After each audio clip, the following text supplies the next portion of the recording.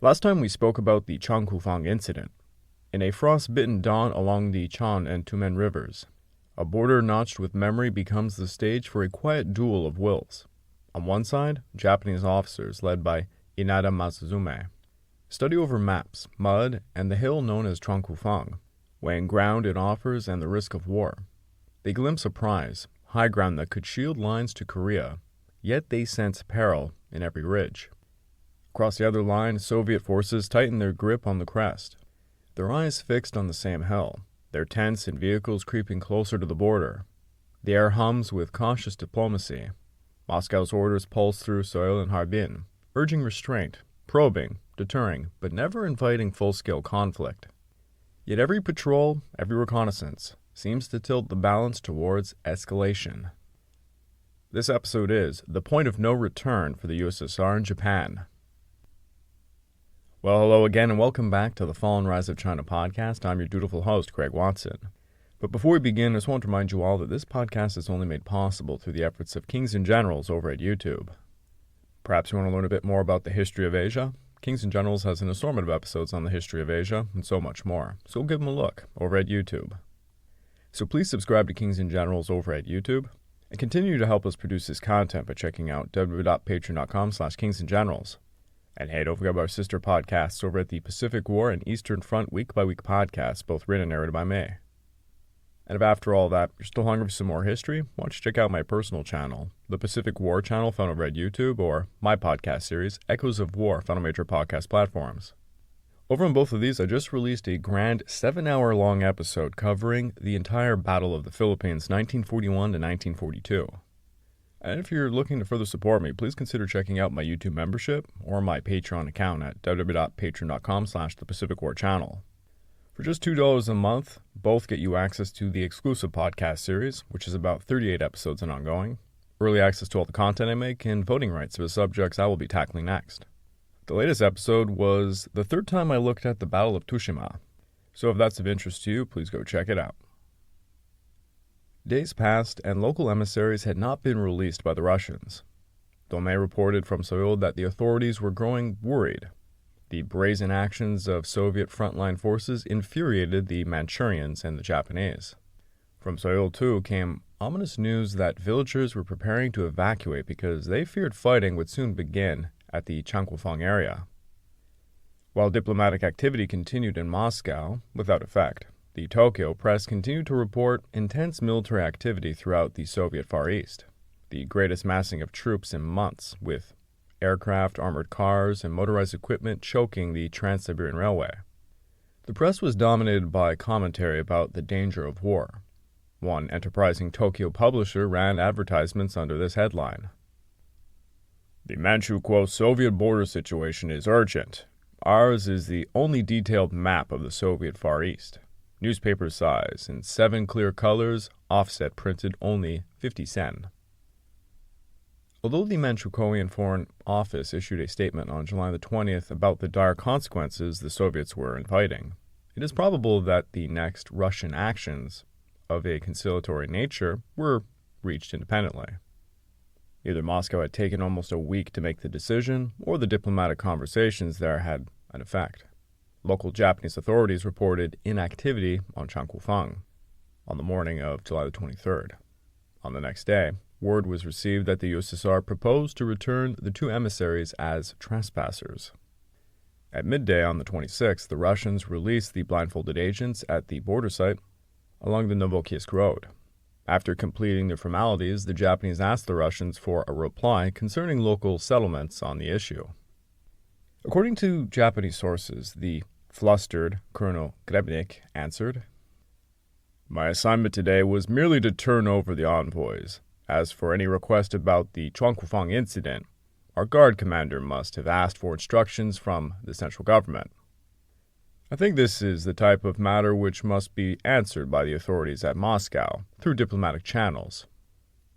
Grebnik's post-war recollection did not differ from the Japanese version very much. But Soviet sources mention a second effort by the Japanese military to deliver a message under more forceful circumstances. On July 23rd, a Soviet border unit drove off a 4-man party. Russian cavalry, sent to investigate discovered that the Japanese had pulled down a telegraph pole, severed lines about 150 meters inside Soviet territory, did quite a lot of damage to the wire, and left behind a white flag and a letter. Undated, unsigned, and written in Korean, the message struck Grebnik as being substantially the same as the communication delivered formally by the emissaries on the 18th of July. Although Japanese efforts at low-level negotiations came to nothing, two observations emerged from the local authorities and the press at the time. First, the on-spot negotiations had broken down. It had been difficult even to reclaim the emissaries, and the Russians in the Portrays region were using various pretexts to refer matters to diplomatic echelons. Second, the Russians had released the men. Some interpreted this as the first evidence of Soviet sincerity. Possibly the USSR would even return Matsushima's body as a step towards settlement. Other Japanese observers on the scene warned the public that it was imperative to stay on guard. All depends on how diplomacy proceeds and how the frontline troops behave. Yet all the excitement in the Japanese press began to abate. It is difficult to ascertain the nature of the decision-making process on the Russian side after the Japanese attempted local negotiations.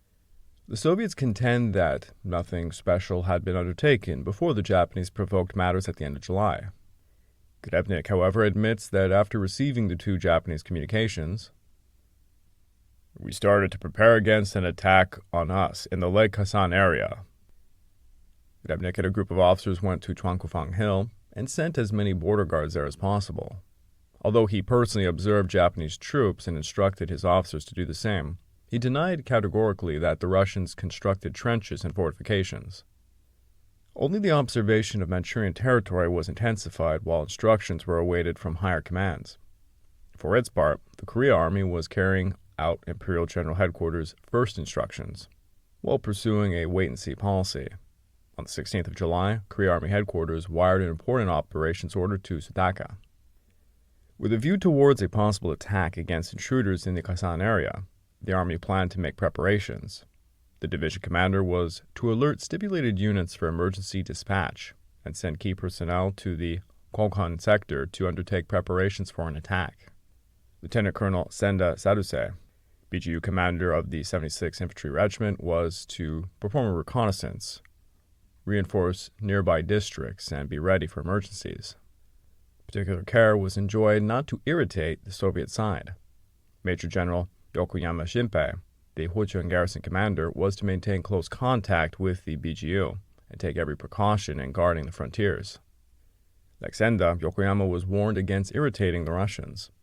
Korea Army Headquarters also dispatched staff to the front and had them begin preparations, expecting an offensive. Upon receiving the order, Sutaka implemented instructions from his Nanam headquarters at 4:30 a.m. on the 17th. The following units were to prepare for immediate alert: the 38th Infantry Brigade, the 75th Infantry Regiment, 27th Cavalry Regiment, the 5th Anti-Aircraft Regiment, and the 19th Engineer Regiment. The same instructions applied to the next units, except those elements organic to the division that were designated, such as the 76th Infantry Regiment, 25th Mountain Artillery Regiment, and the 15th Heavy Field Artillery Regiment. Another order enjoyed utmost care not to irritate the Russians. Japanese actions were to be masked. Next came a directive to the forces of Senda and Seto. The former comprised mainly the 76th Infantry BGU and the cavalry platoons. The latter was built around the 75th Infantry Regiment and the Kuchon Garrison Unit, another cavalry platoon, 2 mountain artillery, and 1 heavy field artillery battalion, and the 19th Engineers.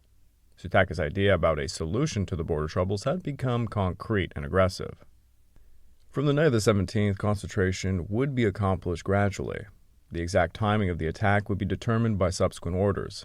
In Senda's area, there was no such restricting regarding counteraction brought on by enemy attacks. Division signals and attendant officers would conduct reconnaissance related to communications, billeting, food, and supplies. Sato and his subordinates were to do a reconnaissance personally. Having ordered the division to begin concentration and to stand by, Korea Army Headquarters was prepared the very next morning, July 17th, to direct the movement. Nevertheless, there was concern in Seoul that Sutaka's advance elements might cross the Tumen River into Manchurian territory, which could result in a clash with Soviet troops. Such an outcome might run counter to the principle established by the Imperial General Headquarters. Consequently, it was decided that, quote, movement east of the river would therefore have to be forbidden in the Korea Army's implementing order. Nakamura transmitted his operational instructions to Sutaka at 6 a.m. on the 17th. No great change in latest situation around Lake Khasan. Soviet forces are still occupying Changkufang's area. Diplomatic level negotiations on part of central authorities and the Manchukuoan government do not appear to have progressed. Considering various circumstances and with view to preparations, this army will concentrate elements of the 19th Division between Shikai, Gangneung, and Ogochi. Restrictions stipulated that the division commander would transport the units by rail and motor vehicle and concentrate them in the waiting zone in Secrecy. Movement was to begin on the night of the 17th and to be completed the next day.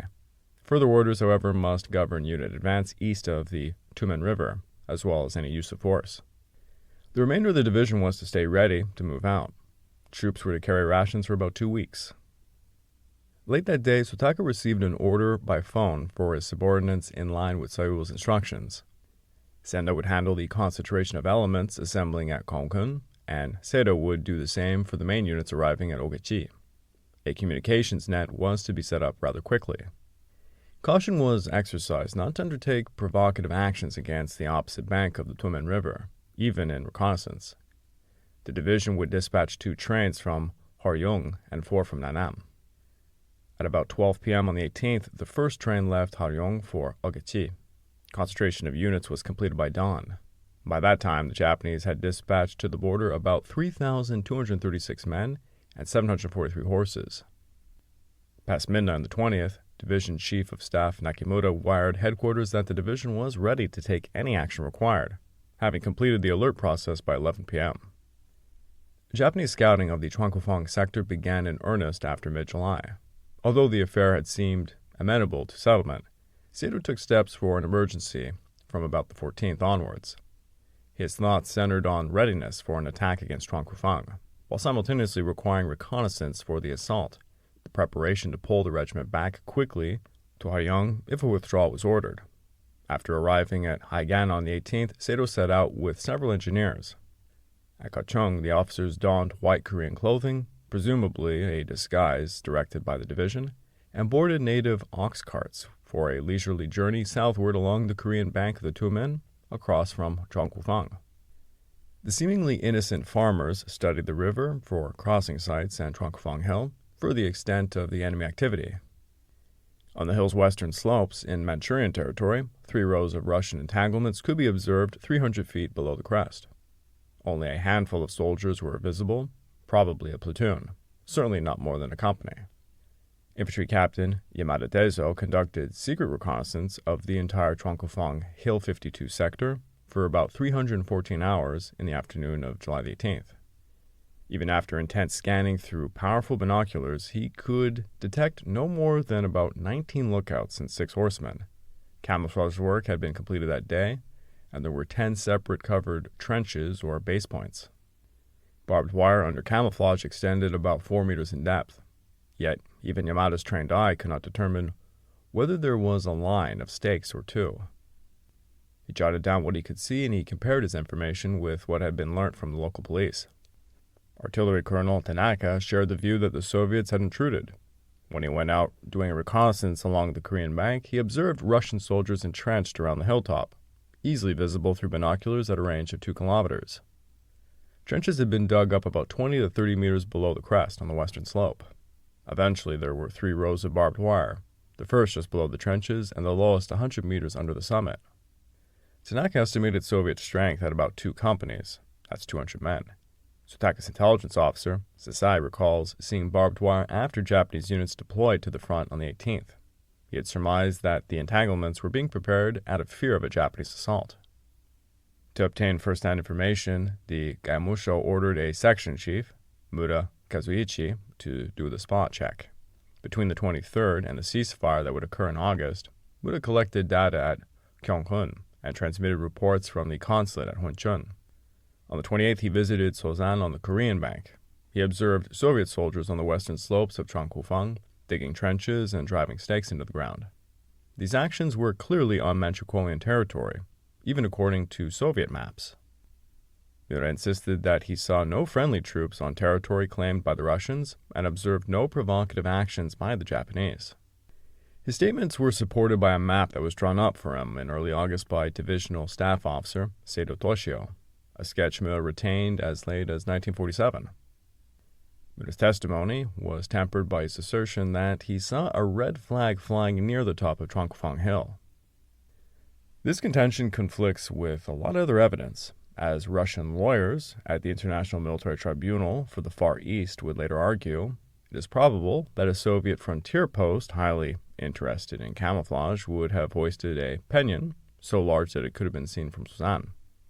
Russian sources are unanimous in stating that no flag was ever put up until August 6th, and that no trenches or entanglements were established by Soviet border guards in July, at least prior to the 29th. The two Army General Staff consultants, Adose and Kotani, arrived in Seoul on the 16th of July, the day Korea Army Headquarters was ordering an alert for the 19th Division. With a view towards a possible attack against enemy intruders, Ineta dispatched them mainly to inspect the frontline situation, but he had not yet fully decided on reconnaissance in force yet. At Shikai, Adose and Kotani donned Korean garb and traveled by ox cart on the Korean side of the two men, doing the reconnaissance opposite of the Changkufang sector. Kotani was convinced that hostile possession of Changkufang posed a serious threat to the Korean railway. He agreed with the divisional estimate that if the Japanese did decide to seize Changkufang, it ought not to be too difficult. Adose, as a senior observer, dispatched messages from Gwanghun to Tokyo detailing their analysis and recommendations. Meanwhile, back in Tokyo, on the 17th of July, the Central Military Authorities received a cable from the Japanese envoys in Moscow, those being Colonel Doi Akio, reporting that prospects for a diplomatic settlement were pretty much nil. The USSR was taking a hard line because Japan was deeply involved in China, though there were domestic considerations as well. The Russians, however, showed no intention of using the border incident to provoke a war. It would be best for Japan to seize Changkufang quickly and then press forward with parleys. Meanwhile, Japan should conduct an intense domestic and external propaganda campaign. There were mounting pressures in the high command that negotiations be conducted unaided, or else they might miss an opportunity. Based on reports from Adose and Kotani, the army seemed to be contemplating an unimaginative, ponderous plan. An infantry battalion would cross the Tumen west of Changkufang and attack frontally, while two more battalions would cross south of Gwanghun to drive along the river and assault Changkufang from the north. Ineta sent a telegram on the 17th to Adose for reference prospects that had diminished the Soviet troops, whom they thought would just withdraw as a result of negotiation efforts. As for the attack ideas Adose mentioned, Ineta believed it necessary to prepare to retake Changkufang with a night attack using small forces. To avoid widening the entire crisis, the best plan was to limit it to a surprise attack using ground units.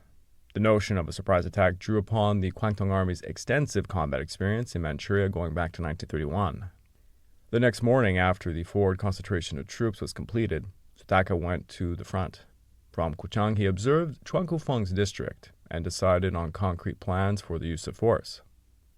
Meanwhile, Nakamura was curbing any hawkish courses at the front.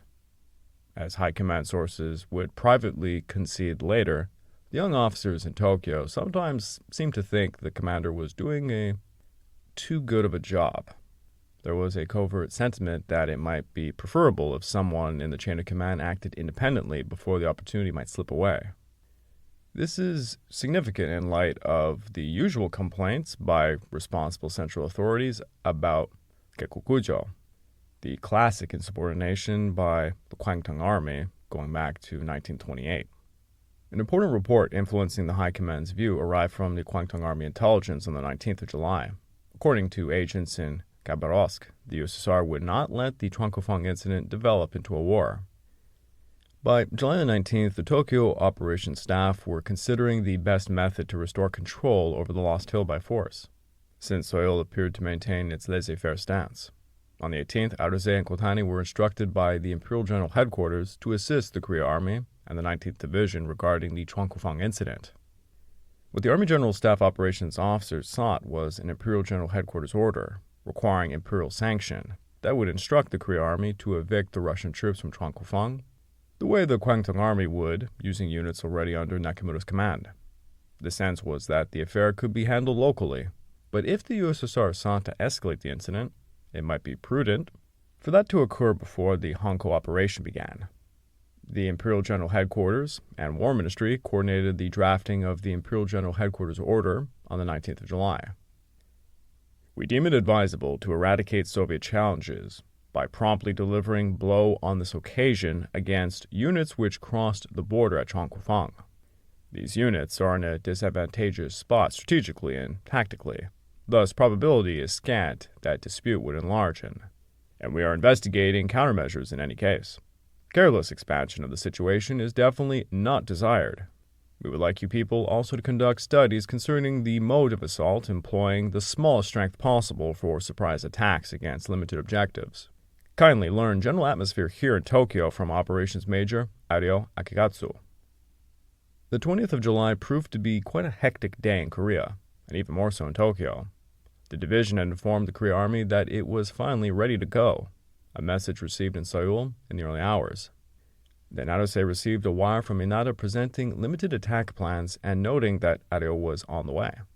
By that day, Japanese intelligence judged that there were about 400 Soviet troops and 2 or 3 mountain guns south of Paksikori. Russian positions at Changkufang had been reinforced, but no aggressive intentions could be detected. Soviet ground elements, as well as material, appeared to be moving from Vladivostok and Slavyanka towards Pozhet. Sutaka headed back to the front. Seto told them that it was absolutely necessary to occupy Changchunfang Hill across the Tumen in the Manchurian territory. Upon reaching the Wuchatsu sector and inspecting the situation, Sutaka agreed to send a small unit to Changchunfang on his own authority. Colonel Seto had ordered one company to move across the Tumen towards Changchufang on the 21st of July, a maneuver that did not escape the Russians' notice. On the 24th, the same day, another Japanese unit occupied Shangchaoshan Hill. Marshal Blücher ordered the 40th Rifle Division, stationed in the Pozhet area, to be placed on combat readiness, with a force of regulars assigned to back the Soviet border guards. 2 reinforced rifle battalions were detached as a reserve. According to Japanese records, Russian border patrols began appearing around Huchangyuan, Yangguangping, and Chachaofang from the 26th, but no serious incidents were reported at that stage. At around 9:30 a.m. on the 29th of July, Captain Kanda, the 2nd Company Commander of Lieutenant Colonel Senda's 76th Border Garrison Unit, was observing the Chachaofang area from his Kuchang garrison. Through his glasses, Kanda observed 4 to 5 Soviet soldiers engaged in construction on some high ground on the west side of Chachaofang. Kanda notified Senda, who was at the BGU headquarters inspecting the forward areas. Senda transmitted the information to Sutaka. Deciding to cross the Tumen River for a closer look, Senda set off with Kanda. A little after 11 a.m., they reached Changchungfang Hill, where the men from Captain Nogushi's company were already located. Senda verified to his own satisfaction that as many as 10 enemy infantrymen had violated the border to a depth of 350 meters, even by the Soviets' contention, and they were starting construction about 1,000 meters south of Chachaofang. Senda decided to oust the Russian force promptly and resolutely, in light of the basic mission assigned by his unit.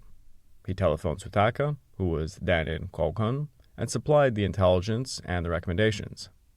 Subordinates recalled Sutaka's initial reaction when the BG reported a Soviet intrusion about 1.5 miles north of Changkufang. The arrogant Russians were making fools of us Japanese, or they were trying to.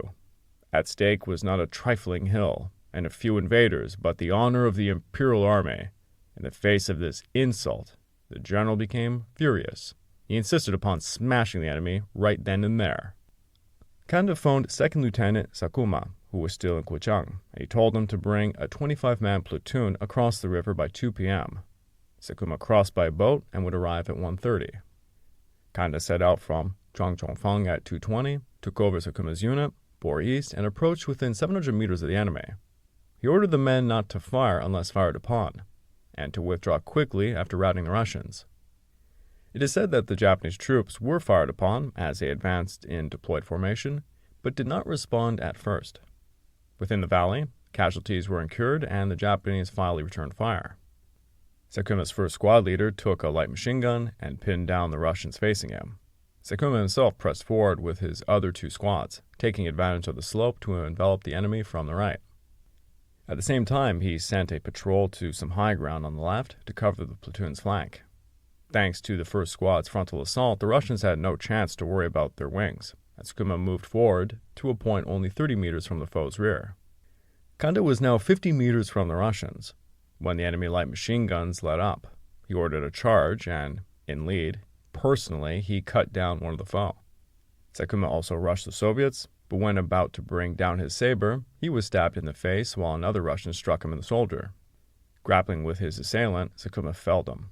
Other Japanese attackers sabered two more Russians and shot the rest. By 3:10 p.m., the 8 enemy trespassers had all been annihilated. The covering patrol reported that 5 Soviet horsemen, a light machine gun, were all galloping from Kasan. Sakuma had his platoon fire grenade dischargers, which smashed the enemy.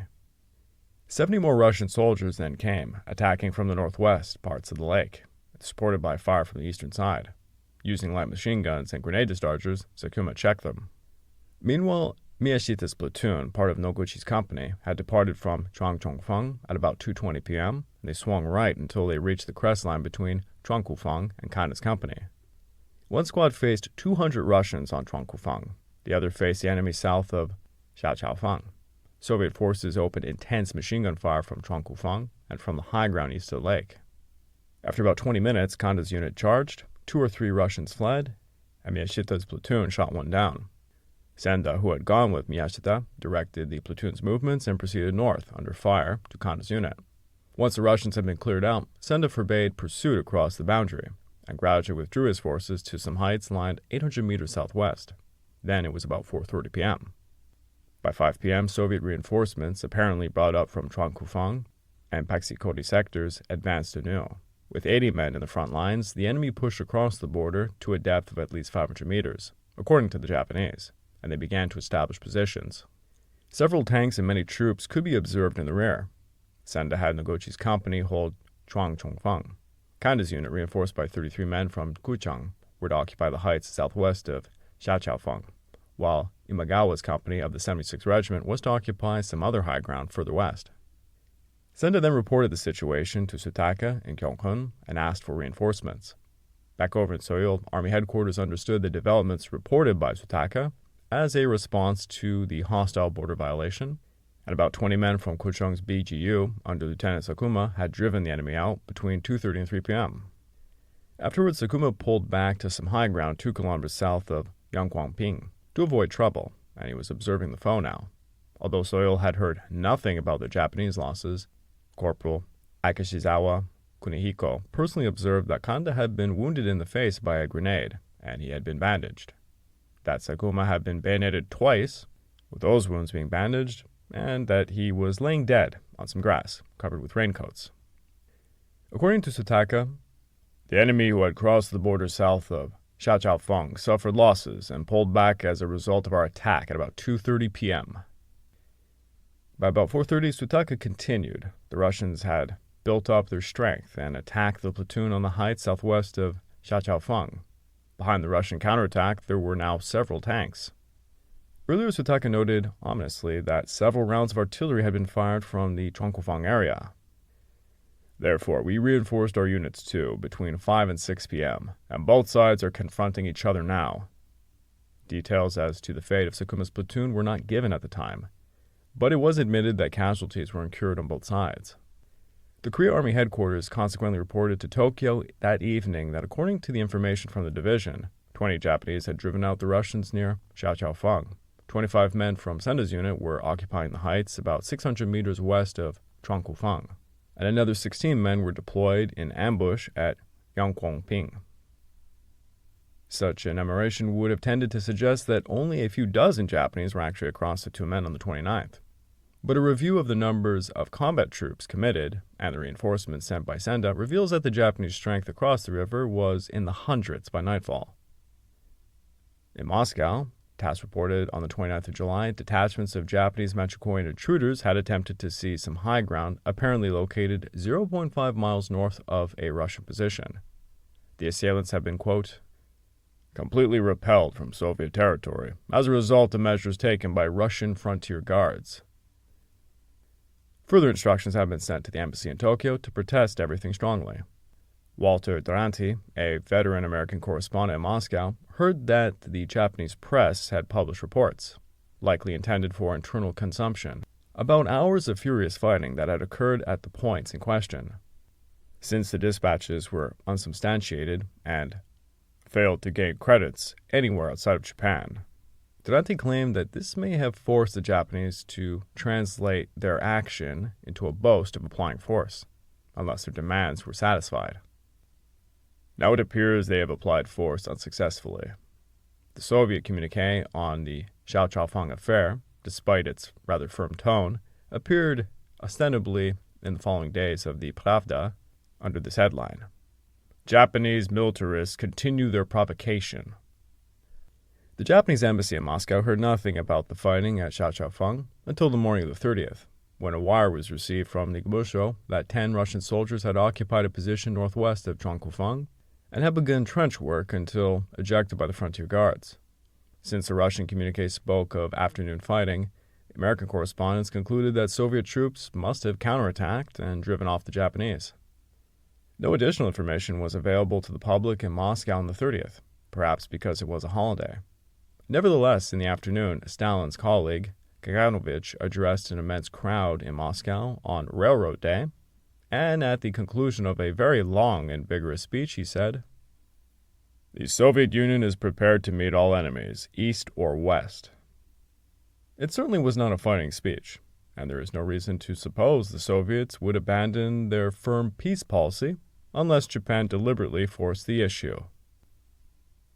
I would like to take this time to remind all of you that this podcast is only made possible through the efforts of Kings and Generals over at YouTube. Please go subscribe to Kings and Generals over at YouTube. You can help us produce this content by checking out www.patreon.com/kingsandgenerals. And hey, don't forget about our sister podcasts over at the Eastern Front and Pacific War Week by Week podcasts, both written and narrated by me. And if after all that, if you're still hungry for some more history, why don't you check out my personal channel, the Pacific War channel found over at YouTube, and my podcast series, Echoes of War, found on major podcast platforms. On either of these, you can find a new 7-hour-long episode covering the defense of the Philippines, 1941 to 1942. And if you're looking to further support me, please consider checking out my YouTube membership or my Patreon account at www.patreon.com/the Pacific War channel. By joining either of these, you get access to the exclusive podcast series, early access to all the content I make, and voting rights for the subjects I will tackle next. Diplomacy flickered as Moscow pressed restraint, and Tokyo whispered calculated bravado. As July wore on, both sides massed troops, built trenches, and sent scouts across the rivers. A tense, hidden war was unfolding, skirmishes, patrols, and small advances, until the fleeting moment when the forces finally collided without restraint, and the hill's future hung in the frost.